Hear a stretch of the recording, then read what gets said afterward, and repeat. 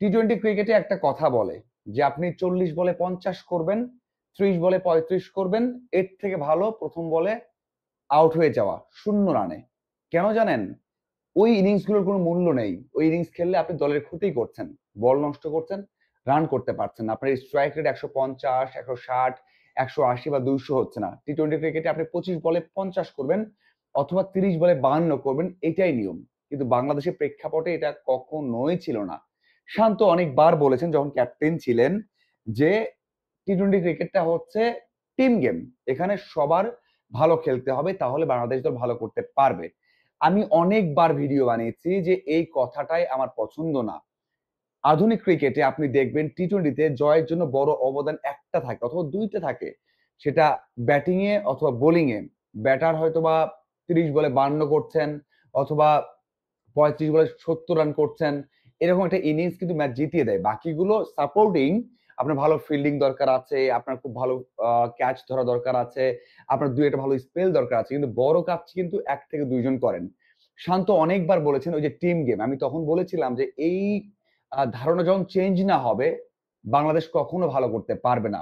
আমার মনে হচ্ছে এখন বাংলাদেশ ওই পর্যায়ে যাচ্ছে, বুঝতে শিখেছে যে ভয় ডরন ক্রিকেট অথবা একজন দুইজন অ্যাঙ্কর রোল প্লে করলেও তাদের স্ট্রাইক রেট থাকবে 130 থেকে 40, আর একজন বা দুইজন খেলবেন যাদের স্ট্রাইক রেট থাকবে 170 বা 80। সেই কাজটা কিন্তু ইমন এবং জুনিয়র তামিম করছেন। মজা করে তো অনেকেই বলেন যে একজন আউট হয়ে যাওয়া মানে নিশ্চিতভাবেই ধরে নেবেন আর একজন ভালো করবেন। এই বছরটা এমনই হয়েছে, দুজনের স্ট্যাট কিন্তু দারুণ। বিশেষ করে দুইজনে তাদের প্রথম বছরগুলোতে ব্যর্থ হয়েছেন, কিন্তু এই বছর আমরা যদি দেখি যে ইমন যে ব্যাট করেছেন আর 9 ম্যাচে 34 করে ব্যাট করেছেন এবং 163 তার স্ট্রাইক রেট। বাংলাদেশের কোনো ব্যাটারকে এমন ধারাবাহিক এর আগে দেখা যায়নি, ইমনকে দেখা যাচ্ছে। জুনিয়র তামিম এই বছর 10টা ম্যাচ খেলেছেন, 310 রান করেছেন, 34 তার হচ্ছে গড় এবং স্ট্রাইক রেট 151।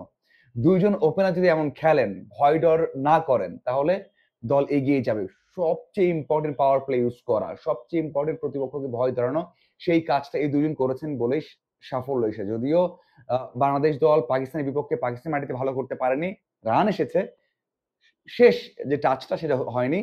বাজে সময় গেছে আমিরাতের বিপক্ষে, যেটাকে আমি বলি যে বাংলাদেশের ইতিহাসের সবচেয়ে লজ্জাজনক টি-টোয়েন্টি সিরিজ হার। তারপরেও এই দুজন কিন্তু প্রক্রিয়াতে ছিলেন, ভালো করেছেন। সেখানে জুনিয়র তামিমের থেকে ইমন আরো ভালো করেছেন, 100-ও করেছিলেন। এখন আসা যাক ইমন কিভাবে দলটাকে চেঞ্জ করে দিল। হ্যাঁ, জুনিয়র তামিমকে নিয়ে আমরা অনেক চেষ্টা করছি। ওয়ার্ল্ড কাপ খেলেছেন, 23 ওয়ার্ল্ড কাপ খেলেছেন, 24 ওয়ার্ল্ড কাপ খেলেছেন। 2 ওয়ার্ল্ড কাপেই চরমভাবে ব্যর্থ হয়েছিলেন, চরমভাবে ব্যর্থ হয়েছেন। কিন্তু এই দুইজন আন্ডার 19 ওয়ার্ল্ড কাপ একসাথে খেলেছেন, জিতেছেন এবং দুজন কিন্তু সেখানে ওপেন করেছেন। অবশেষে সেটাই পাওয়া গেল এবং দুজনের সবচেয়ে বড় গুণ হচ্ছে তারা দুজন কখনোই ভয় পান না যে দল থেকে বাদ করবেন, একবারের জন্য ভয় পান না। যদি ভয় পেতেন, ইমন তার ক্যারিয়ারে 16 ম্যাচের মধ্যে 5টাতে ডাক মেরেছেন, 3টে গোল্ডেন ডাক, তাহলে পরের ম্যাচে দেখা যেত অনেক সে কি ব্যাট করছেন। কিন্তু সবশেষ ইনিংস যেটা মিরপুরে খেললেন, এই ইনিংসটা আগে কেউ কখনো খেলেনি এমন উইকেটে। বোঝা যায় যে কেমন সাহসী ক্রিকেটার। যদি আবারও ডাক মারতেন তাও তার যায় আসতো না। ডোমেস্টিকেও এই কাজ করেন, এই জন্যই কিন্তু ইমন পুরো বাংলাদেশকেই চেঞ্জ করে দিচ্ছে। আপনি যদি দেখেন ডোমেস্টিকে তার ফার্স্টেস্ট 100 আছে বাংলাদেশ ডোমেস্টিক ইতিহাসে। আগে তামিমের ছিল 50 বলে 100, সেখানে 20 সালে এই ইমন করেছেন 42 বলে। আবার বাংলাদেশের হয়ে ফার্স্টেস্ট 100ও কিন্তু এই ইমনের। তামিম করেছিলেন 60 বলে, সেটাই আবার ভেঙে ইমন করেছেন 52 বলে। তার মানে এই যে সাহস আছে বলেই এই বড় দূরের রেকর্ড কিন্তু ভেঙে ফেলেছেন। আমার মনে হয় এই দুজন যেভাবে ব্যাট করছে, যে ধারাবাহিক হয়েছেন এই বছর, যদি এমন নাও রাখতে পারেন, এর থেকে 80% রাখতে পারেন, তাহলে আমার মনে হয় বাংলাদেশে অনেক অনেক রেকর্ড 3-4 বছরে ভেঙে যাবে এবং দুজন বাংলাদেশকে অনেক সাফল্য এনে দিবেন। কারণ টি-টোয়েন্টি সাফল্যের মেইন মন্ত্রই হচ্ছে আপনি পাওয়ার প্লে ইউজ করবেন, প্রতিপক্ষকে ভয় ধরিয়ে দিবেন, পরে ব্যাটারদের জন্য ইজি করবেন, পরে হচ্ছে আপনি ইনিংসটাকে বড় করবেন।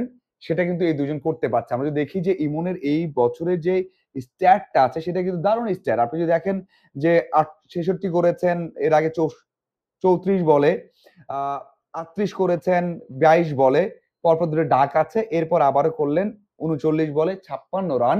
যেটা আমি অবশ্যই বলবো মিরপুরের মিরপুরের বিবেচনায় এটা অনেক রান করেছেন, অনেক ভালো করেছেন। ওই যে ইমনের কথা বললাম, ওই যে তামিমের কথা বললাম, এই দুজন বাংলাদেশ ক্রিকেটটাকে এভাবে বদলে দিতে পারে। এবং এই দুজন যদি ধারাবাহিক হতে পারেন, এভাবে খেলতে পারেন টি-20 র সাথে ওডিআইতে, আমার মনে হয় বাংলাদেশ অনেক ভালো কাজ করতে পারে, ভালোভাবে সামনের দিকে এগোতে পারবে। এবং দুজনের সবচেয়ে বড় গুণটা ওইটাই মাথায় রাখবেন যে কোনো সময় ভয় পান না দল থেকে বাদ পড়ার। কোনো সময় না, ভয় আছে। সামাজিক যোগাযোগ মাধ্যম হোক, সংবাদ মাধ্যম হোক, তাদের নিয়ে কথা বলার সুযোগ আছে, বলতে পারে। আমি নিজেও এর আগে একটা স্ট্যাট দিয়েছিলাম ইমনকে নিয়ে। আ বলেছিলাম যে এরকম খুব বেশি ধারাবাহিকতা লাগবে না। দরকার হচ্ছে মাঝে, মাঝে ২ ইনিংস পর হলেও ৩০ রান করা, টি-20 তে ইমপ্যাক্ট এবং ইনটেন্ট এর কাজ করা। এটাও বলেছিলাম। অনেক হবে। সেখান থেকে নিজেকে সরিয়ে রেখে, একেবারে ফোকাসড রেখে, ভয় না পেয়ে খেলা, এটা বাংলাদেশের প্রেক্ষাপটে খুবই কম। এই নজিরটা খুবই কম। এই ২ জন করছে। আমার মনে হয় ২ জনের পাশে থাকা উচিত। তারা ২ জন ভালো করুক। তাহলে অবশ্যই আমি বললাম টি-20 তে বড় সাফল্য আসতে খুব বেশি সময় লাগবে না। ধন্যবাদ সবাইকে সাথে থাকার জন্য।